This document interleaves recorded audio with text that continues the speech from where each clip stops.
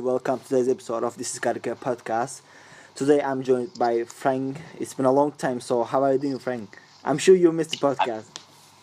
Of course I miss it, man. It just seems like with my personal life and everything, it's just whenever I tried to, there wasn't time or I was sleeping. I don't know.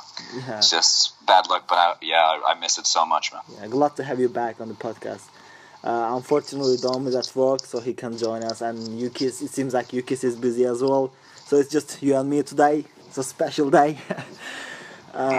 So let's talk about our last game against Gençlerbirliği that we won 2-1. So what are your thoughts about the game? So how did we play? Did you enjoy? No. But, that's unexpected. Yeah. It's one of the first games of the league. At least we got 3 points. The only positive I could say to himself was that we got a win. The football wasn't great. The players weren't really excited to play. The only other positive, though, man of the match was Isla on the right back. He was able to go up and down very well. He's full of energy. The only problem is he needs to work more on his crosses, or he needs to play more on the ground, and it'll be fine. Valbuena, of course, he's becoming the new Fenerbahce star that people really love. But I haven't heard anybody else say this, but I think he holds the ball a little bit too much. And sometimes, if he grabs the ball, he starts dribbling, and he ruins the pace of the game, and everybody else stands still. You know, if he could get a couple more short passes in, it'd be a lot better. Yeah. We missed a lot of chances. Ozan had a few. And the Soldado, he's very new to the team, so it's very hard to say. He's only practiced for 1 week, 2 weeks, you know. And I think with a couple new transfers, definitely needed. And we'll see how it goes. It really sucked that we went down to 9 men and we still couldn't get another goal. Yeah. We actually barely got the 3 points. Yeah. That's real words. I think I missed most of the part of the game, unfortunately, because of the work. But as you said, the fans are not really happy with Aykut Kocaman's style, you know. Especially our current form is not really good, if you ask me. You know, we won the game, but as you said, Gençlerbirliği were the 9 men on the field. So we should have scored more, if you ask me.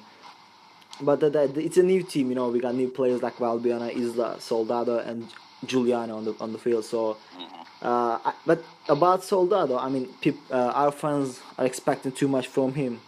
So I think that's not a good thing, you know. We expected a lot from Van Persie or other players, and now we see that the fans are not happy with him. So it's not good to expect much from our new players. Like they are doing the same thing with Giuliano, you know.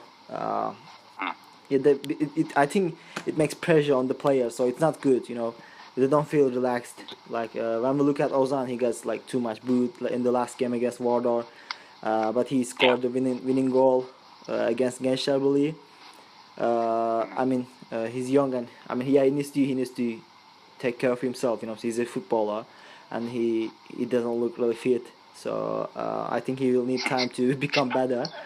About the game, the part I watched, we were not really good. You know, I was thinking we are done again. You know, I was expecting a draw, but then Gençlerbirliği got 10 men on the field, so we got luck with us. You know, also we missed some chances, as you said. Valbuena likes playing with the ball. He's a great player. You know, he's a really one of working class heroes. He has passion on the field. So it was nice to get our first 3 points in the new season. So I hope we will get more day by day. I also want, you know, the defenders were not really good duo. You know, Aykut Kocaman tried something like first he tried to make a duo with Skirtle and Neustadter. But in the first game of Vardar, he tried to do it with Mehmet Topal and Skirtle as centre backs, and it didn't work. You know, we conceded 2 goals because of Mehmet Topal's mistakes. Yeah, I can't blame him. It's because he's not a centre back. So now we got a new player as a new defender from Zenit, Neto. So what do you think about him? So Did we really do we really need a did we really need a defender to sign, or Roman and Skirtle were okay? Definitely not okay. I've always said this about Roman. He is, in my head, he's not a center back. He's more of a DM that should play very close to the center back and distributes it out to the wing. And he's very good at doing that. But as a center back, no, his physicality is not there, especially for our league. We need strong defenders. But from what I saw with Neto, he's I haven't really watched too many games of him. I think nobody watches, but not really. I haven't watching. I wasn't actually staring at him during the game. Just from reports that I read, that he's a very strong player. He's not very strong at air, but he's good on the ground. Yeah. On the tackles, and he's good at man marking, and he's actually good with his feet as well. And I read that actually when he started his career, he was a forward, and when the team ran out of defenders, he went back to play defense, and then that's strange story. He never left it, but he enjoyed it. Yeah, and considering that, it sucks because in Zenit, in 270 or so games that he played there, he's only had 4 goals. So, yeah. But I guess he wasn't really good at striker. Yeah. Sorry for breaking your gun. No, you're good. That was it. Okay, I thought, I just went into say, okay, he wasn't good at striker. Yeah, I mean, as you said, I haven't watched him a lot because he was playing for Zenit in the Russian league, and I don't watch Russian league, but I just seen some of his performances on YouTube, as everybody, most of our fans, I think.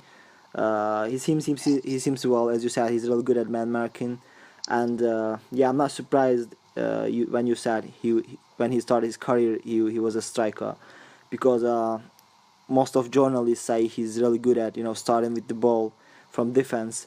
I think if they get a balance with Skirtle, we will do well. I mean, I've seen a photo on Twitter. People were comparing him to Simon Kaya about statistics, but he seems better than Kaya. But I mean, we definitely miss Kaya, man. If you ask me, if it was a mistake, but we need the money, so it had to be Simon Kaya. I think we will do fine. About Roman, as you said, his position is defensive midfielder. So he's like a Topal, he's like Mehmet Topal. He's really good at center. I mean, he's really good at center defensive midfielder, but he's not really defender. But I like those kind of players. He's like Kadlec. He never causes problems even he's on the bench. You can use him as center back, or also defensive midfielder. He won't be any problem. So it's really good to keep him in the team, if you ask me. And that's good for the rotation. Yeah, exactly. I just want to really quickly ask you a question. Again, one more time, Hatem Ben Arfa is coming to Fenerbahce. I mean, I didn't count how many times we have seen this on the social media. So would you welcome him? Because some page on Twitter say he doesn't want to go to Turkey. So would you like to welcome him in Fenerbahce, even if he doesn't want to go to Turkey, but just signs for Fenerbahce? Well, I don't know how true those things were. You know how the Turkish media works. One person says something and it spreads around like wildfire. Who knows? Maybe he never even said that. Maybe he just said, "Oh, I want to play at PSG," and then the Turkish media goes and says, "Oh, he doesn't want to come to Turkey. He hates Turkey." Exactly. So it's very hard to say. I would welcome him still if we got him, but I think some of the fans are just very agitated because we've gone through 3 transfer windows and we waited on him, and we missed out on other players. We were waiting on him. I think it's the board's fault, because if it didn't work out the first 2 times, then move on. There's many players. But from watching the last games, we really do need him, especially if he would play on the right wing and Giuliano in the middle. Yeah, exactly. Valbuena on the left. Oh, that would be dangerous. Beautiful, Yeah, man. They would be very dangerous. yeah. Ben Arfa is really, Of course, yeah. I would welcome him. Yeah, so Ben Arfa is really skillful player. He can play as a number 10 or as also as wingers. So as you said, like imagine Valbuena on the left and Ben Arfa on the right. So that would be very good. So and also we have Juliana number 10. So I think if we sign him, we will be watching him on the right as a right winger. And of I don't know what to say about this, but rumors say that West Bromwich Albion is about to sign Josef de Souza from Fenerbahce. The fee is around 11 million euros, I guess. So that's really good money, you know. So it seems like the deal is done. Just waiting for work application. Are you really sad about him leaving, or just good money? You know, he's a fighter. He's a good player, but I think that was a money that we can't really reject. You know. Hmm. So Joseph, Well, yeah. So they I rejected think it you at like first. him. You know. Yeah, they rejected it at first, the 11 million euros, and of course, I don't know how true it is. I guess Joseph then went and said something to Aykut, and Aykut went to Aziz and said something like, "Oh, why did you reject it? I want to play in the Premier League." But I don't know how true. That's just a rumor. Yeah. Also, I guess West Bromwich, they actually sweetened the deal a little bit. They brought it up to 11.5, and then because they're going to pay it over a 2-year period. Yeah. And they also sweeten the deal by saying, okay, we'll pay a lot more up front, and then the installments later on will be over the 2 years. So then when they sweeten the pot, then how much you had to accept. Yeah. Yeah. But yes, Joseph. Sorry, and Joseph. Yes, he's one of the few players that were left on the team that has some heart. The 3 players from last season, Kea, Yeah. Lance, and Joseph, the 3 people that actually fought on the field are gone now. So they better bring some people back that know how to fight, man. Otherwise, So yeah, we're in trouble. Yeah. After him leaving, we will need definitely a number 8 player. So, I mean, do you have anyone else in your mind as number 8 who you would like to see in Fenerbahce? So who's it? Well, it's a rumor. Yeah. That I've read just now. Fred. Yeah, from Shakhtar. Yeah. It's been circulating around a lot. He was the guy that we were for during our Champions League qualifying that got caught with doping. Yeah. I don't know how he would be welcomed, but we'll see. I mean, he's a good player. I guess Aykut really wants him, so hopefully he knows something. So we will have to spend all money from Joseph to Friend. Yeah. You're gonna be broke as Jog again, you know. That's so we'll fine. Sell 3 and get 2. I don't know what's going on. Yeah. And I also want to talk about something where especially the Fenerbahce fans are already mad at someone. I mean, you know who I'm talking about. It's Robin van Persie. You know, he's been out from Gençlerbirliği game because of his injury. I mean, as the club doctor says, he was going to out for 2 weeks, but now he's with Dutch national team and scoring really amazing goals in training. You know, so I feel like we have a fake Van Persie in the team. Like I can't believe. So I don't know what's going on, but it's kind of strange. As I know, Van Persie said that about his injury problems. He said that, I mean, it's nothing to do with my club. So I'm here and happy to be back to the Dutch national team. I can't wait to play something like that. So, I mean, it's really interesting. So what's going on? I mean, what would you like to say about this? RVP hasn't been wanting to play for us since last season. The way he moves on the field, the way he acts, like we're losing in the Vardar game. He's getting subbed off and he just jogs off rather than running off the field, you know. He had his head down. He doesn't, Fenerbahce is finished in his head, it seems. Yeah. And if he stays another season, he's just going to waste more money on us, and I think he's just going to take up space on the field. And maybe even mess with our team synergy. Hopefully, he's a great player. He just doesn't want to play, man. So I wish him well, and hopefully he'll be happy at Feyenoord, because I really think he's going to go to Feyenoord before this window's over. Yeah, I definitely agree. I mean, there are rumors about him joining Feyenoord. As you said, I guess he doesn't want to play for Fenerbahce anymore. He doesn't seem happy. You know, as you said, from Vardar game, we can see that, you know, he wasn't really happy. I mean, it's really sad to see him like leaving Fenerbahce like that, you know. Because when he arrived to Istanbul, people expected a lot from him, you know. Even some fans expect him to win the league by himself. As you said, I didn't believe that when they said Van Persie is injured and he won't play against Gençlerbirliği. I knew some transfer was going to happen, and as you said, I guess he's going to join Feyenoord before the transfer window is over. So yeah, it's said that him leaving like that. I'm saying this again. And the fans are really mad at him and will remember Van Persie like a traitor, you know. So yeah, we wish him good luck if he leaves Feyenoord. But if he stays, I don't think he will perform well for us. I mean, yeah, I think he'll be on the bench. Yeah, I think Soldado will be starting. Exactly. So I'm asking from Fenerbahce fans to be not expecting a lot from him. You know what I'm saying? The same Van Persie situation will happen. You know.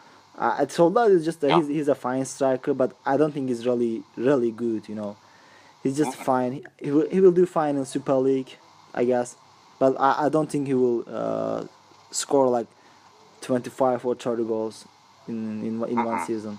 He's just a fine striker. Well, yeah, and when Aykut has his team, he doesn't have a prolific striker. You know, it's all the goals are usually spread out over like 4 or 5 players. So. Yeah, we'll see. I mean, I don't think when I heard Soldado was coming, I was kind of disappointed because I've seen him at Tottenham. It's easy. I definitely remember that when we announced Soldado, I was like, oh man, we messed up, you know what I'm saying? Because I remember his days in the Premier League with Tottenham Hotspur. That was just terrible, you know. I remember him missing a lot of open goals, so I was like, oh, we're done, you know. But he's a positive footballer, so he works hard, and like you said, the fans need to understand that he is not a savior. Yeah, exactly. He's not a savior. He's a role player. Yeah. And if he doesn't score a lot, it's okay. Yeah. His job will be to control the ball, distribute it out to the wing, and then somebody at the back post. Yeah, one thing I'm sure about Soldado, he won't give up. You know what I'm saying? He's like a fighter. He always tries to do his best comparing to Van Persie. You know. So yeah, I think he will do fine, and he will get loved by Fenerbahce fans, if you ask me. So once again, I want to wish good luck to Josef de Souza in the Premier League, and I just want to thank him for everything he has done for the club. You know what I'm saying? Definitely a fighter. He's not a talented player, but he tried to do his best in every game. You know, he fought for us. So I wish him good luck. So would you like to say last words for Josef? Yeah, man. There was ups and downs in the team. Fans hated him for a while, then they loved him, then they hated him, then they love him again.